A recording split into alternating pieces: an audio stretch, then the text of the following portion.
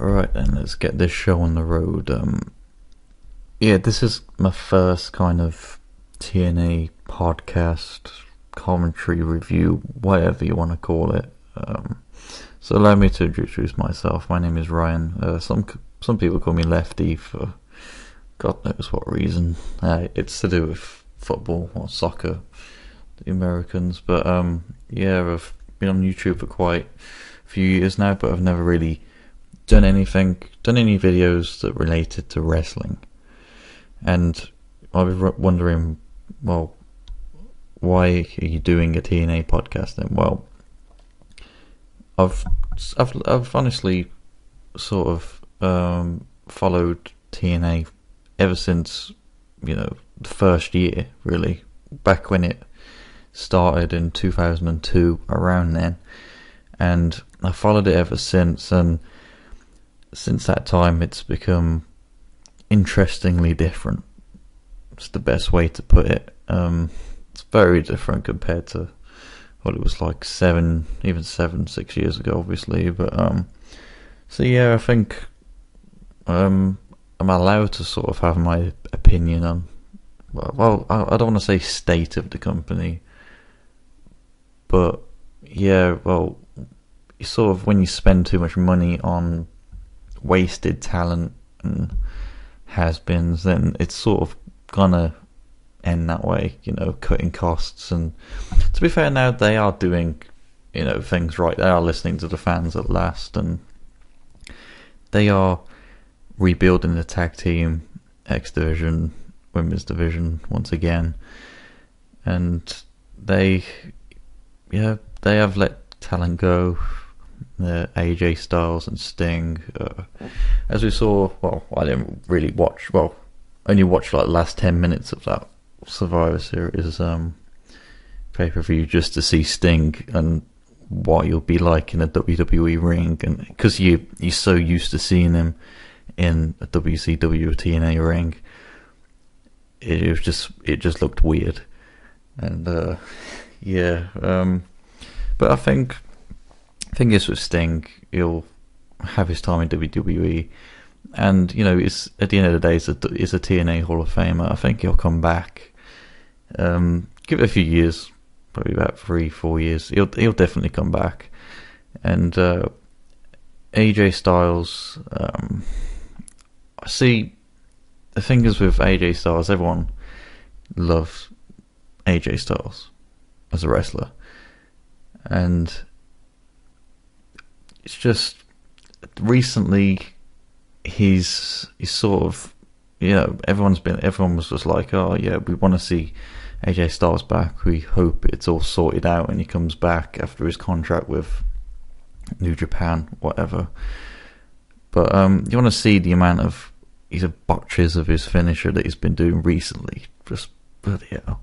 You wouldn't want him back, to be honest. But it could happen.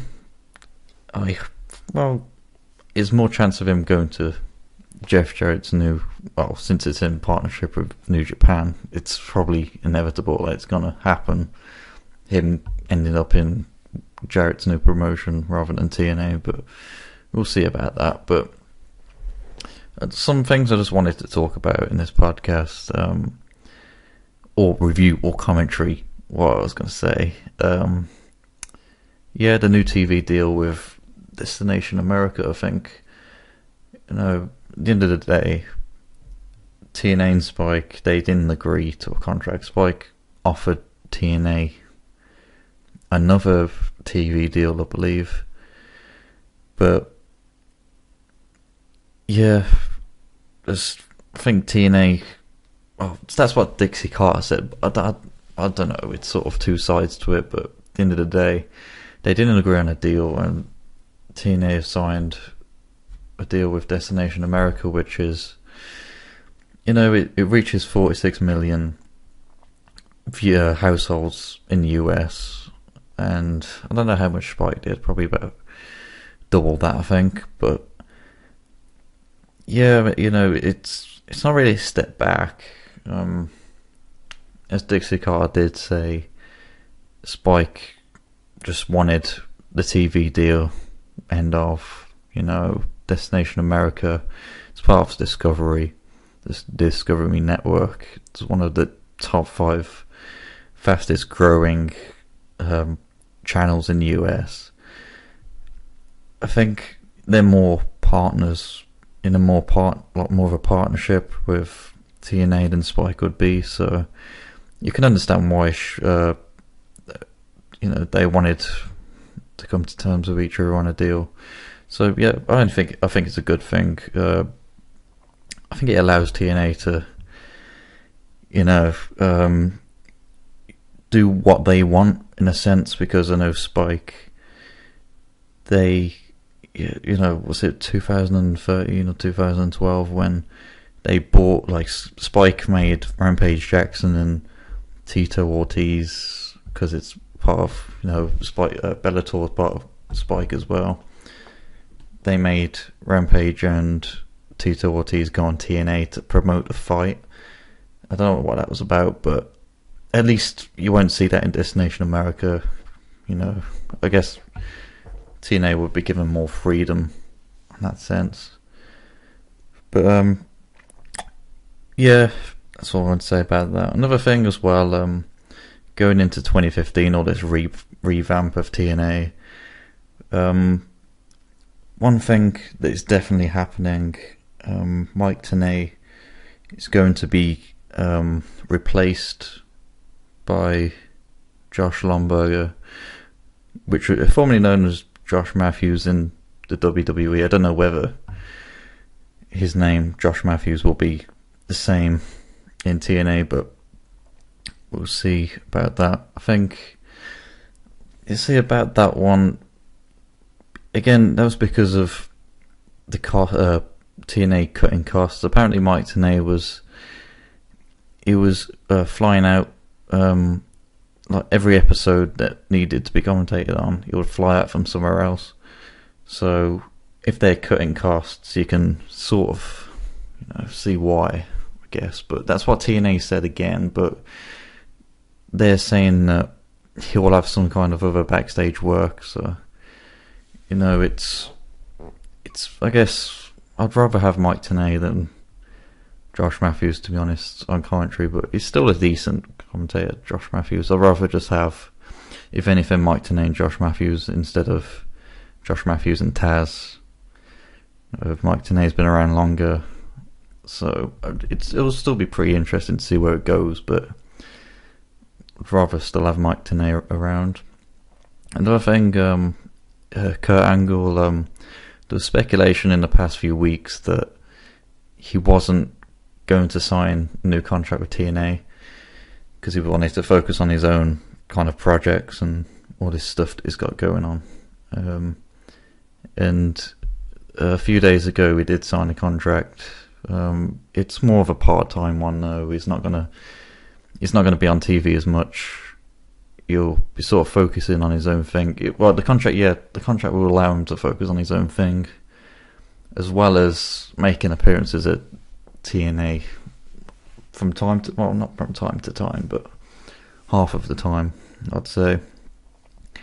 So at least he'll still be on TNA. I've always rated Kurt Angle, a great wrestler. And speaking of re-signings, not re-signings, Team 3D, I doubt we'll see them anytime soon. Ray and Devon there, I don't know where they're going to go. Maybe New Japan, not to WWE, I don't think, but they can, TNA and Ray and Devon, they individually couldn't come to terms on new contracts, so yeah, we won't see them anytime soon in TNA. But as I said, with Sting, give it a few years, they'll be back somehow. And finally, to just wrap this little pilot commentary podcast review up, there is a few rumours going on. Apparently, the man himself said this. Is quoted as saying something like, I expect to sign for TNA in 2015, and that man was Alberto Del Rio. So if we see him sign for TNA or not, be a pretty big boost. But the thing is, I've also heard that if he were to sign with TNA, he'll be given the TNA title on his debut, which sounds like a really bad idea. So we'll see if he signs or not. That's what he said apparently. But yeah, it's, as I said, it would be a boost if he signed, especially with the way things are going now with the roster. You've got Bram, who, you know, is going to be one for the future, along with trying to push EC3 and even Spud. So, along with a lot of others, glad Loki is back. And, you know, as I said, rebuilding the X division, tag team division, women's division, all for the revamp in 2015. So, yep, that's that. And if you liked what you see, then sort of just put a comment down below just saying you liked it. Do another one maybe. I don't know. It depends if you like it or not. But yeah, I just thought I'll give my opinion on a few things and cover a few things that you may not have known. So yep, I'll see you all later.